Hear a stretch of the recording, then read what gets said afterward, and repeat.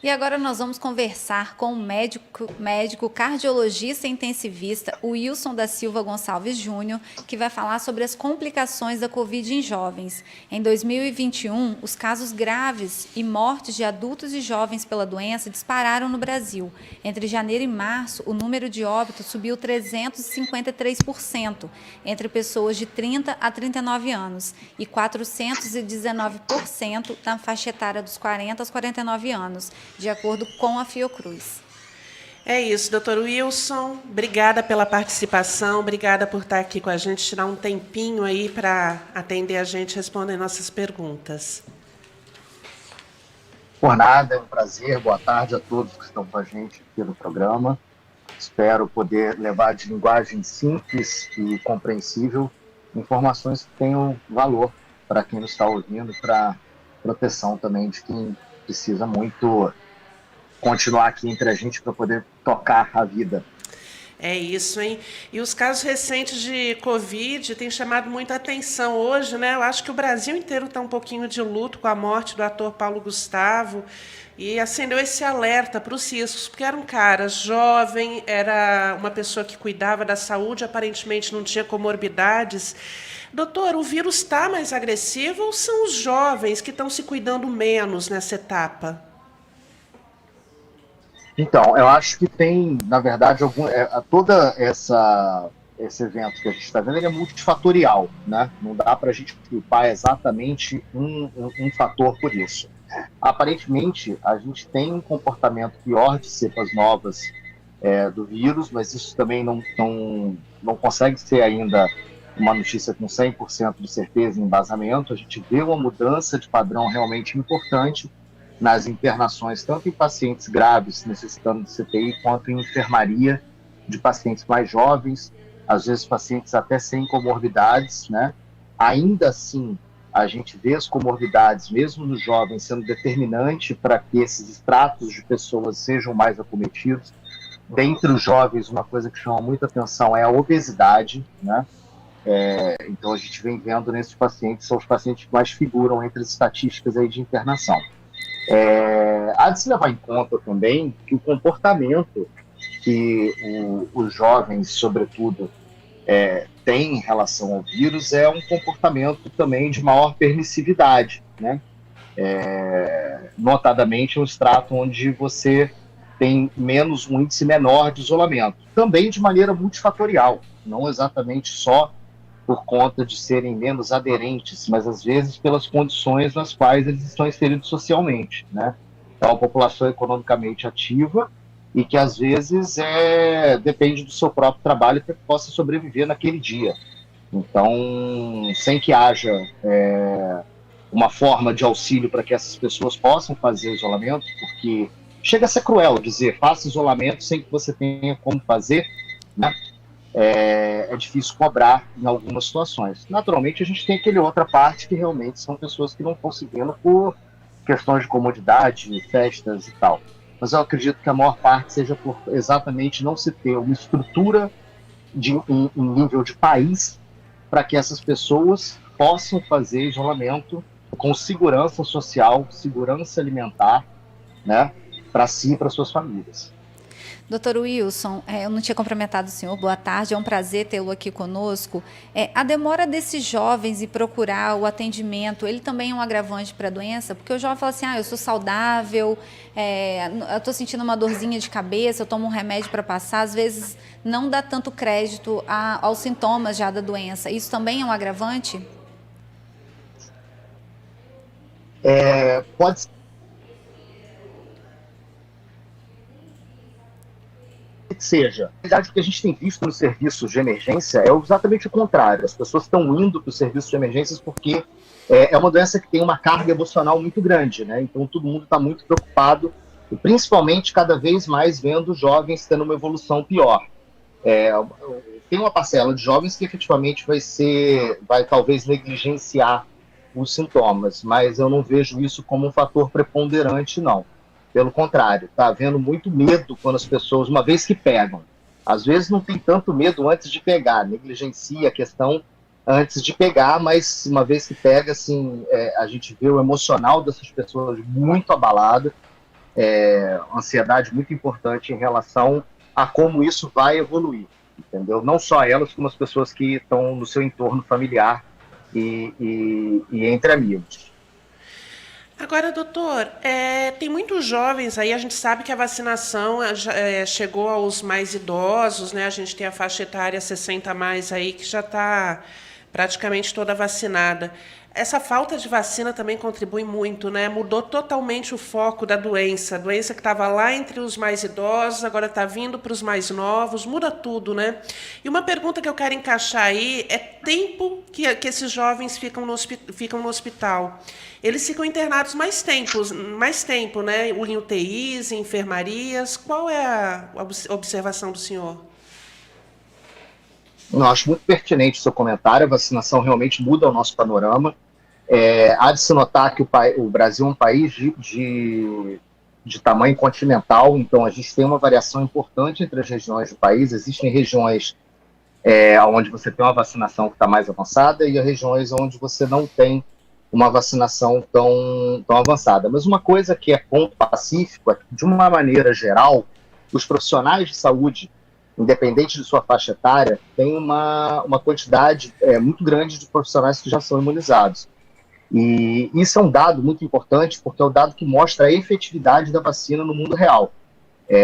A gente teve uma redução drástica de casos em todas as faixas etárias de profissionais de saúde, principalmente na enfermagem, que é numericamente a maior desses profissionais que estão em contato com o Covid, mostrando que o caminho da vacinação é efetivamente o caminho para a resolução do problema. Quanto mais rápido, melhor, para que a gente fuja da possibilidade de novas variantes, uma vez que quanto mais circula o vírus, mais se replica o vírus, quanto mais replicações, maior chance de mutação, quanto maior número de mutações, maior chance de variantes de interesse, que são aquelas que podem causar efeitos diferentes, tanto quanto gravidade, quanto capacidade de infecção, ou até serem resistentes à vacina.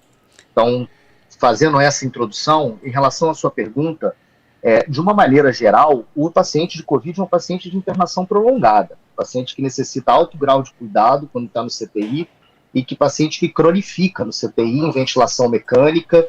É uma terapia que não é isenta de complicações, é uma terapia que tem uma associação grande com infecções secundárias, às vezes, são pacientes extremamente difíceis de ventilar. As pessoas têm a ideia de que você, intubou, salvou, colocou no respirador, é automático daí para frente. Pelo contrário, é um paciente que demanda uma equipe com uma capacidade técnica extremamente apurada para poder ventilar. É muito difícil ventilar a Covid. Não é qualquer intensivista, quiçá médico, que tem condições de fazer a ventilação de maneira protetora, que a gente chama, é o termo técnico, né?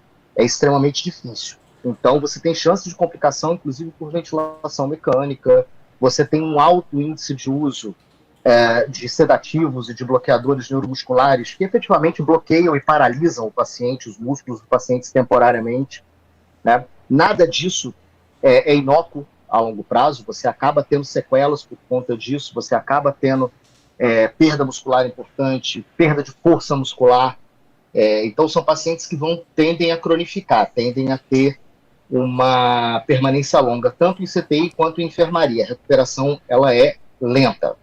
Como os jovens têm uma capacidade maior de ter sucesso dentro da terapia, por conta de serem pacientes com mais reserva, menos comorbidades, menos doenças, né? Eles acabam tendo uma evolução mais longa porque brigam mais. Entendeu? Então, é muito comum que a gente tenha esse tipo de permanência mais longa nos jovens.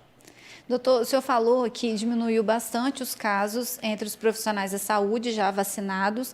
A gente também tem essa mesma estatística para os idosos também, já que já estamos no Brasil vacinando os idosos acima de 60 anos, que diminuiu bastante, o que mostra esse agravamento entre os jovens. Não seria a hora também de mudar a prioridade da vacinação? Então, isso é um assunto que, na verdade, é uma questão estratégica e que, na minha opinião, não. Né? Na verdade, a gente tem que pegar as pessoas que têm mais chance de morrer. Né? O benefício da vacina será maior nas populações onde o risco da complicação daquela doença é maior. Né? Se a gente tem um risco menor no jovem, é por isso que ele está atrás da fila de vacinação. Naturalmente, há profissionais, por exemplo, os profissionais de saúde, que a gente não vai respeitar isso por conta da necessidade deles na linha de frente para poder lutar contra o vírus. Mas mudar a prioridade não é algo que foi feito em país nenhum que está fazendo vacinação, né? Não há protocolo em nenhum país que pondere isso, principalmente em países onde a gente tem um sistema de saúde mais avançado, mais efetivo e mais organizado até do que o que está sendo a condição da nossa pandemia. Então, eu particularmente não acho que seja um caminho, não. A gente tem que obedecer as estratégias de vacinação que são determinadas e pautadas pela OMS.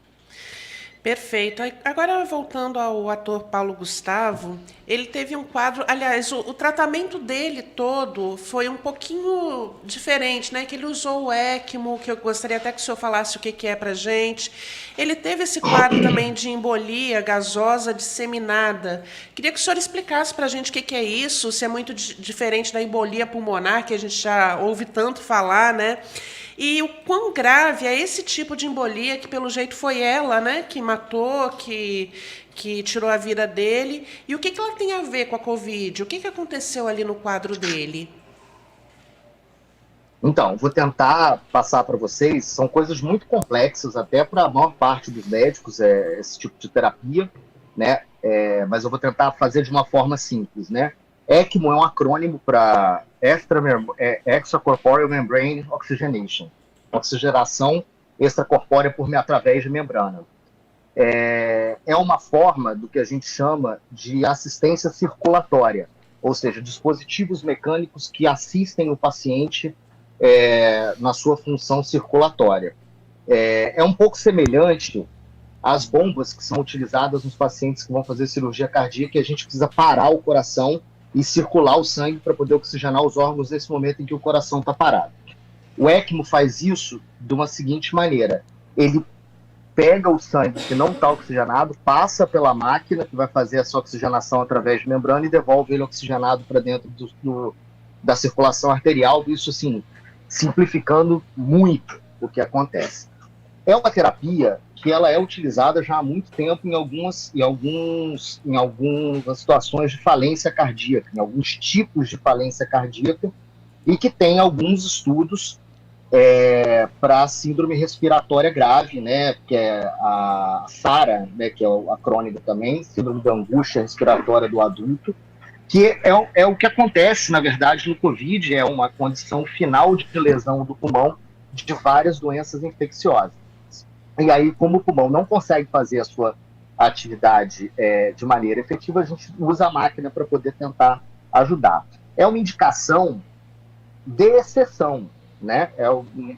São pacientes que estão em situação muito, muito graves. E o mais importante, que eu acho que tem que ser passado para a população, é que é uma terapia de resgate em pacientes muito graves e que não é disseminada em todo o território nacional. Eu diria que pouquíssimos centros no Brasil, e todos eles em grandes cidades, que têm capacidade de fazer isso. E os que têm capacidade de fazer isso com experiência em larga escala, para que tenham equipes que sejam efetivamente competentes para fazer isso com segurança, e não ser só um artifício de última esperança, coloquei, e a gente sabe que existe uma inexorabilidade naquele caso daquele paciente, é preciso que você tenha os centros de alta capacidade, alto fluxo de pacientes que usem isso. Você demanda profissionais 24 horas em cima de um paciente de uma maneira muito mais intensa do que outros pacientes que são de terapia intensiva. Eu preciso ter uma fisioterapeuta que seja habilitada, treinada, existe curso específico e certificação específica para que você possa manejar ECMO. Eu preciso que o médico tenha isso. O fato de ser médico não te põe capaz de fazer uma terapia de ECMO. O fato de ser intensivista, idem, te dá noções gerais, você precisa ser certificado para tal. Então, é uma terapia de exceção, disponível em pouquíssimos lugares, e ainda assim, pouquíssimos lugares do Brasil com expertise para fazer isso de maneira segura, efetiva e que vale a pena. E com custo estratosférico, que tem o impacto também de você pensar dentro de um sistema de saúde universal como o nosso.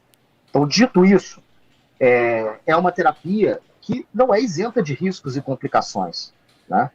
E um dos riscos que você tem por usar é você ter embolia sistêmica. Embolia é quando você tem qualquer coisa que não era para estar dentro do vaso sanguíneo, ou seja, o sangue, né? Qualquer coisa que não seja sangue, correndo por dentro do vaso sanguíneo, e isso pode se impactar em algum lugar e entupir o fluxo de sangue desse lugar que ele impactou, que ele entupiu, para frente. Normalmente isso acontece no pulmão, né? Então a fístula brônquio-venosa, óbvio que eu só tenho notícias do que aconteceu por mídia jornalística, né? Então eu estou naturalmente comentando, fazendo ilações em relação a informações não médicas que eu tenho, né? É quando você tem gás, né, da respiração, caminhando dentro do vaso sanguíneo. Esse gás, ele em algum momento se interpõe num vaso e interrompe o fluxo dele, e você começa a ter uma extensa área do pulmão que, como não chega sangue, não funciona. A pessoa pode até respirar, digamos assim, mas o sangue não passa ali para poder pegar o oxigênio e deixar o gás carbônico. Então você acaba entrando em falência pulmonar e falência cardíaca por conta disso. O dele foi para o sistema nervoso também, né? Que pode causar aí a morte cerebral, né? Exatamente. Como eu te falei, você vai ter um conteúdo que não é sangue caminhando dentro dos vasos sanguíneos. E ele pode impactar em qualquer lugar da circulação e impedir o fluxo de sangue após aquela obstrução. No caso dele, aparentemente, pelo que se tem de informação, ressalto novamente, as informações que eu tenho são só de mídia jornalística, eu não tenho informações médicas dele, né, contato com a equipe ou dados de prontuário, dão conta de que houve uma morte cerebral por conta de embolia do sistema nervoso central, ou seja, os vasos que levam sangue para o cérebro não conseguiam ter fluxo e, por isso, a morte cerebral. E a gente, o senhor falou, e a gente também tem visto isso, que são uma série de complicações, né, entre os jovens. Quais são as mais comuns? Assim, sobrevive, mas fica 30, 40 dias, precisa ser entubado. Quais são essas complicações, doutor? A mais comum das complicações do Covid no paciente internado é a infecção bacteriana secundária, né? Ou seja, você já tem lá uma infecção viral, uma pneumonia viral no pulmão do paciente, que é a expressão da Covid, né? O vírus ir lá e causar essa pneumonia. E como você tem as defesas desse pulmão reduzidas por conta dessa lesão aguda no pulmão, você pega bactérias oportunísticas, vão lá e fazem uma infecção em cima dessa infecção viral, né? É o que a gente chama de superinfecção bacteriana. Tá? Então essa é a mais comum. E são as complicações de curto prazo, né? A longo prazo, você tem diversas sequelas que a gente conhece e uma série de outras que a gente desconhece ainda, que a gente está aprendendo a cada dia. Há pacientes que vão ter perda de força muscular importante, independente de ser pacientes que ficaram em UTI ou não, mesmo em casos ambulatoriais, o COVID tem esse comportamento de redução de massa muscular, né, dos pacientes que foram acometidos, nos pacientes mais graves, sobretudo, porque além de ter o comportamento do vírus, você utiliza corticoide em dose alta. Ressalto, corticoide só tem indicação em pacientes internados em uso de oxigênio, essa loucura que a gente está vendo de comprar na farmácia remédio de corticoide tomar ambulatorialmente, em casa, em casos moderados, não tem comprovação nenhuma de que funcione, e ainda tem alguns estudos que sugerem que você diminui o que a gente chama de clearance viral, que é a eliminação do vírus pelo próprio organismo. Você aumenta o tempo em que o vírus está circulando. A gente não sabe se isso tem impacto clínico ou não, porque não tem ainda dado definitivo, mas que a gente tem esse mecanismo de aumentar o tempo do vírus e a quantidade de vírus em contato no organismo, a gente sabe que o corticoide fora dessa indicação no hospital causa. Então não tomem corticoide inadvertidamente, por favor. E assim, o uso do corticoide em dose alta venosa no hospital, ele também faz perda muscular. O tempo acamado, sem movimentar, também faz perda muscular. Então a gente vê uma desnutrição desses pacientes absurda. Pacientes que eram, às vezes, atletas e que têm uma dificuldade de se movimentar quando saem do hospital. Nossa. Isso é muito impactante e existe. Há complicações cardiovasculares, né? Você pode ter miocardite, que é inflamação do músculo cardíaco pelo vírus, e aí o grande perigo é que pode ser assintomático por um grande período de tempo. Então é importante que quem principalmente deseja voltar à atividade física, mesmo depois de casos leves a moderados, é preciso que procure o cardiologista para fazer uma avaliação. Há casos em que a gente pega pacientes que foram muito pouco sintomáticos e têm dano cardíaco, e aí você voltar para uma rotina de exercício no paciente que tem esse tipo de sequela pode causar desde sintomas de dor no peito, cansaço, falta de ar, até quadros graves como morte súbita. Então é importante que o paciente pós-Covid tenha uma avaliação médica. Doutor, o senhor falou aí da medicação. A medicação tem sido um tema muito falado nos últimos meses, porque as pessoas questionam sobre tratamento precoce, se existe, se não existe, se tem base científica, se não tem base científica. Mas a gente não toma um remédio para gripe meses antes para não pegar gripe. E até porque eu acho que quando a gente pega a gripe tomando um remédio, quando a gente toma um remédio para a gripe, ele já deixa de fazer efeito porque a gente tomou muito tempo antes para combater algo que não tinha. Isso acontece com a Covid? Não dessa forma, mas é uma falácia. Qualquer coisa relacionada a tratamento precoce.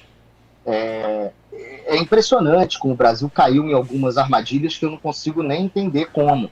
Mas, assim, o que eu posso dizer é que dentre médicos sérios, dentre instituições científicas médicas, não existe essa celeuma em lugar nenhum do Brasil, do mundo, tá?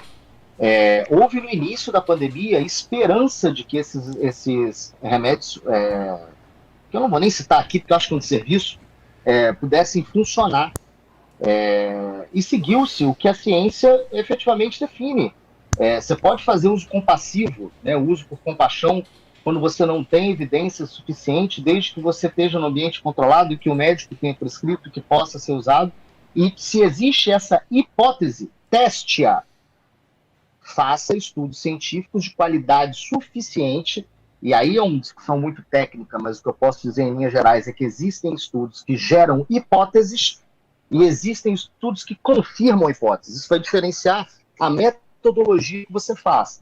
Então, estudos que geram hipóteses são muito mais simples, muito mais rápidos de se fazer, mas geram uma informação científica de qualidade baixa, que permitem que você faça estudos confirmatórios que tenham uma metodologia muito mais complexa, um tempo de duração maior, um custo maior, e exigindo que tenham equipes multidisciplinares muito mais sérias. Então, não é um cara que quer aparecer na mídia, que vai lá e pega junto o dado, olhando o prontuário e diz, achei isso daqui. Isso é fácil, qualquer um poderia fazer, entendeu? Mas não gera hipótese que possa ser trazida para a prática clínica.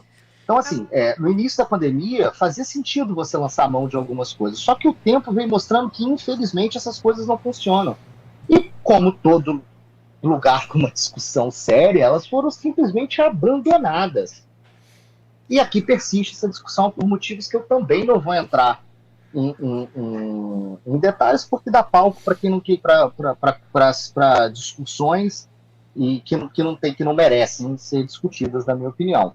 Então, assim, tratamento precoce, você usar remédio sem indicação médica, sem avaliação médica, nunca funcionou para nada. E não vai ser agora que vai funcionar. E ressalto, uma outra coisa que eu fico ouvindo as pessoas falarem, mas a liberdade médica, em momento nenhum a liberdade médica foi posta em risco. Todos os médicos têm direito de prescrever o que quiser, mas é preciso que se entenda que com grandes poderes vem grandes responsabilidades. Se você tem o direito de prescrever, você vai ter que responder por o que der errado ou deixar de dar errado. Então, assim, o médico nunca foi cerceado no Brasil, nem pelos seus órgãos de classe, pelo contrário, o CFM sempre se posicionou de maneira a dar essa liberdade, né? O Ministério da Saúde idem. Então, assim, o que eu penso é que os médicos têm que seguir as orientações de suas sociedades, nos seus estudos, e fazer o tratamento que acreditam. Mas os médicos, não as pessoas se automedicarem, porque isso nunca deu certo em nada. Remédio para prevenção, então, tem levado a lesão hepática, pessoas chegando tomando doses absurdas, informações que tiraram não sei de onde, que nenhuma mídia médica séria, né, nenhum volário, nenhuma revista científica tem esse tipo de proposição, entendeu? E a gente pegando pacientes com insuficiência hepática por droga, aí falam, mas a droga é usada há muito tempo, segura, sim, nas doses recomendadas com acompanhamento médico para aquela situação específica para a qual ela é aprovada. Não use restrito. entendeu? Perfeito. Então, Doutor, complicado. A gente é complicado, viu? Comprovadamente o que temos é vacina. É vacina. Agora De tem um. fato, vacina tem algumas outras coisas para pacientes graves, Ah, sim. ressaltando. Tem algumas outras coisas para pacientes graves, pacientes internados com necessidade de uso de oxigênio complementar. Esse paciente não vai se automedicar, esse paciente está no hospital e tem médico para cuidar dele. O Perfeito. resto não tem comprovação, infelizmente. Ninguém, quando a gente fala isso, as pessoas acham que a gente está indo contra. Cara, a gente fica extremamente consternado, super triste de não ter algo para poder fazer. Mas o fato de eu estar triste não muda a realidade. E doutor, tem um remédio, eu li há alguns dias, eu não vou me lembrar exatamente o nome, parece que ele é de uso ambulatorial para pacientes com pouca gravidade, intravenoso, se eu não me engano. Eu queria que o senhor falasse sobre ele e também a respeito da Covid como uma doença sistêmica, que ela chegou, a gente achou que era uma doença pulmonar, depois a gente viu que não era nada disso, que ataca todo o corpo, tem sintomas em tudo quanto é lugar. Eu queria que o senhor detalhasse isso também. O que a gente sabe sobre esse vírus hoje?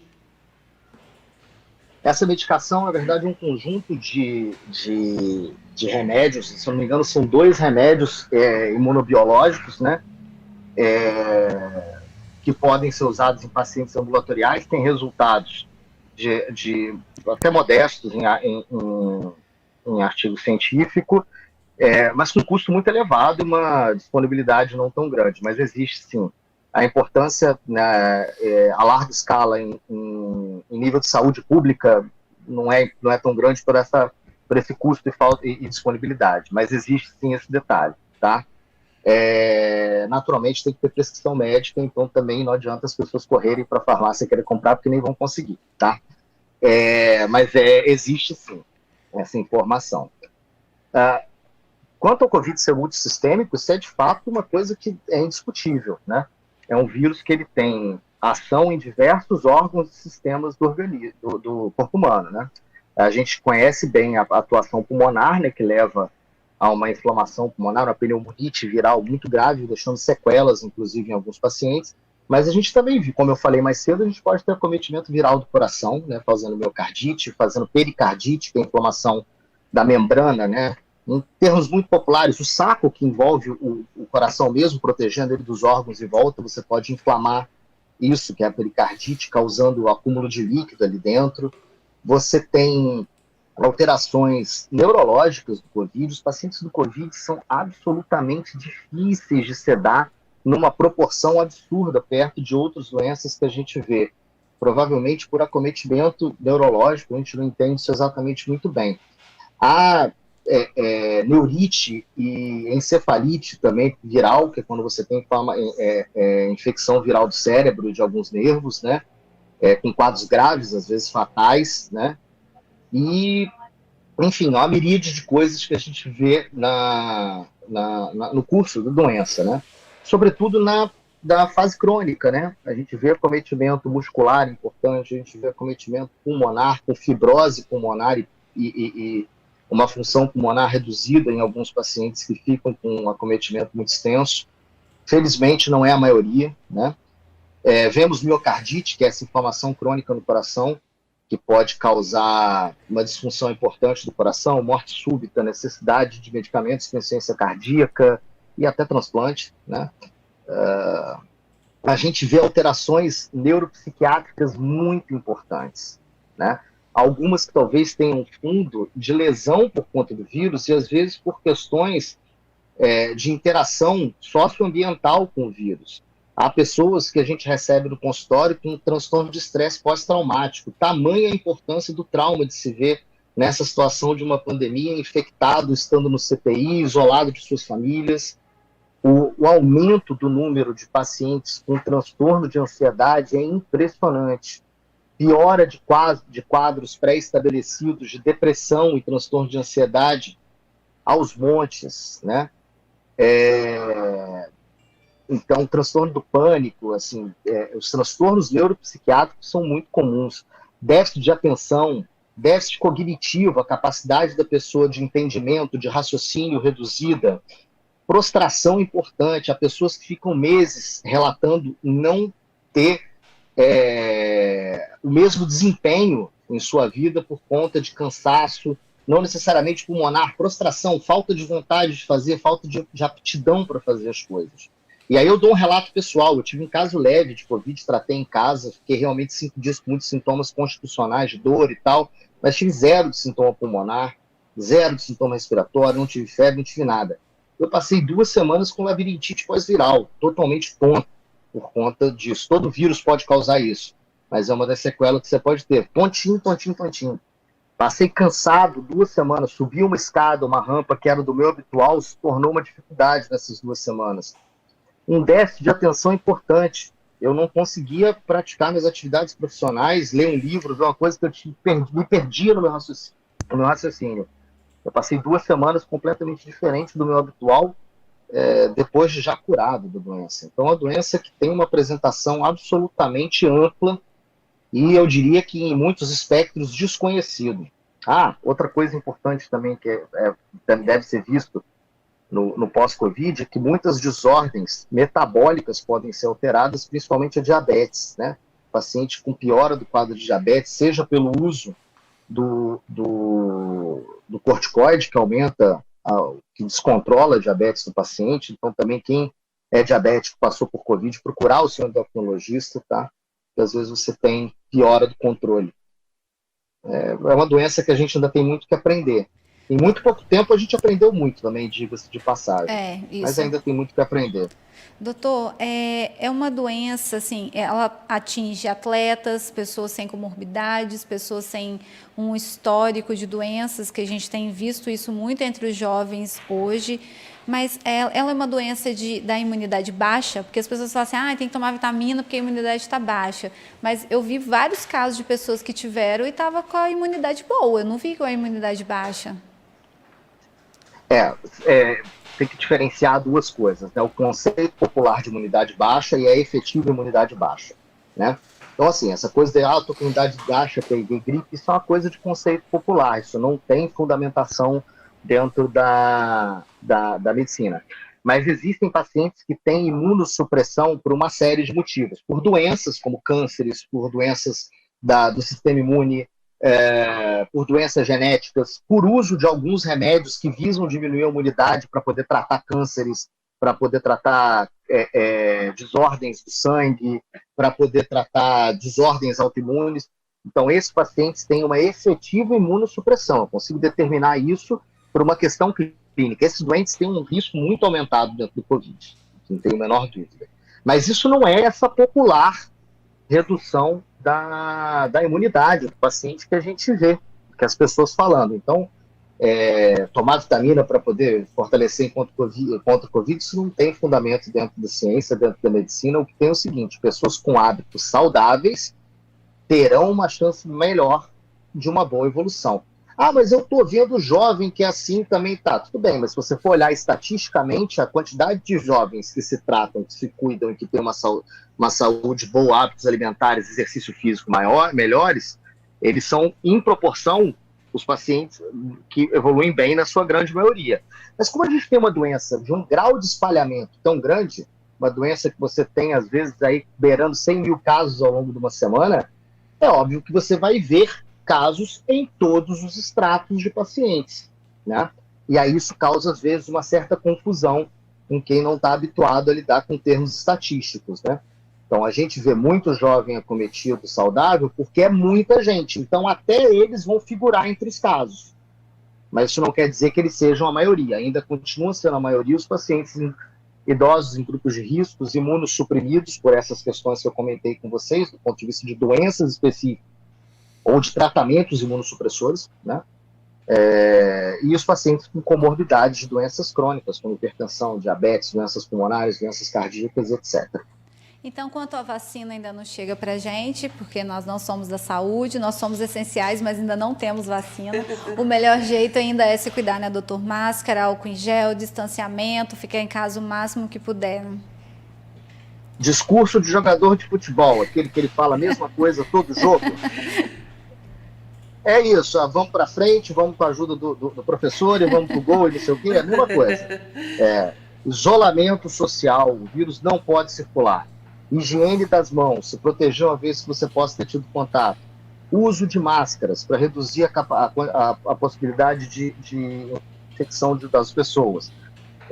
Isolamento social em quinto, isolamento social em sexto, isolamento social em sétimo, e assim vamos. Não fazer atitudes que não sejam pautadas pela orientação médica, por favor. Cada um no seu quadrado. Não tem médico nenhum querendo mal dos pacientes, a gente quer o bem, tá? Mas eu deixo aqui a provocação. É muito simples dizer para as pessoas se isolarem, mas é responsabilidade do governo, uma vez que a gente tem um pacto social, de implementar condições para que isso aconteça. Os países que conseguiram debelar essa tragédia que a gente está vivendo de maneira efetiva fizeram exatamente esse caminho. Deram subsídios compatíveis com a realidade, não do realismo mágico que a gente vê por aí, para que as pessoas possam se cuidar.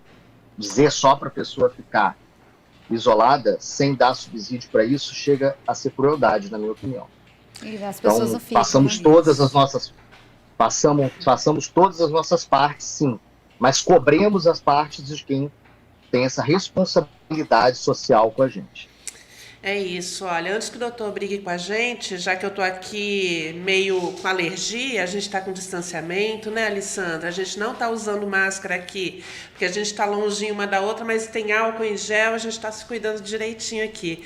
E, doutor Wilson... Olha lá, eu vou puxar a orelha, hein? Ressalto também que eu tô sem máscara... Eu tô sem máscara porque eu tô dentro do repouso médico, sozinho, com porta fechada, então por isso que eu tô sem máscara. O senhor já tá vacinado também, né? O senhor tá vacinado. Sim, ótimo ponto. Independente disso, eu tenho que guardar as mesmas precauções de antes. Eu tenho as 2 doses da vacina, tá? Eu já tive Covid, então existe uma chance grande de eu estar completamente imune? Existe, mas nenhuma vacina, nenhuma intervenção médica é 100% garantida, tanto é que a gente tem os índices de eficácia e efetividade de vacinas e de tratamentos, e existe a possibilidade de reinfecção por cepas que talvez possam, isso não é comprovado, tá? Mas a gente não tem como garantir que não hajam cepas que possam ser resistentes à vacina. Então, não se justifica em absoluto em pacientes que tenham sido vacinados, seja por serem idosos ou profissionais de saúde, que deixem os cuidados de lado. Não é essa hora ainda. A gente vai voltar à vida normal em um momento, mas isso não vai acontecer em estratos isolados, isso vai acontecer na sociedade como um todo. Quando todos nós tivermos a maioria da população e dos nossos colegas, dos nossos familiares, dos nossos amores, todos eles vacinados. Então, se você teve o privilégio de estar dentro desse extrato inicial, faça jus a esse privilégio e continue mantendo as estratégias de isolamento e proteção em respeito à coletividade, em respeito ao próximo. Isso aí, muito bom. A gente conversou então com o médico cardiologista e intensivista Wilson da Silva Gonçalves Júnior. Doutor Wilson, muito obrigada. Parabéns pelo trabalho de todos vocês aí. A gente sabe que as equipes de saúde estão para lá de exauridas, né? Quase mais de um ano aí trabalhando nessa linha de frente. Então, parabéns para vocês e que esse trabalho aí tenha muitos frutos bons, tá bom? Muito obrigado. É um prazer estar aqui, é um prazer falar para a população, tentar trazer informação na linguagem palatável para eles, para que a gente possa efetivamente promover saúde, promover desfechos bons. Quanto a nós profissionais, a gente está muito cansado. Eu queria parabenizar a enfermagem, as equipes de cuidados gerais, de limpeza, os fisioterapeutas. Eu não quero ficar listando aqui, que a gente sempre corre risco de esquecer alguém, né?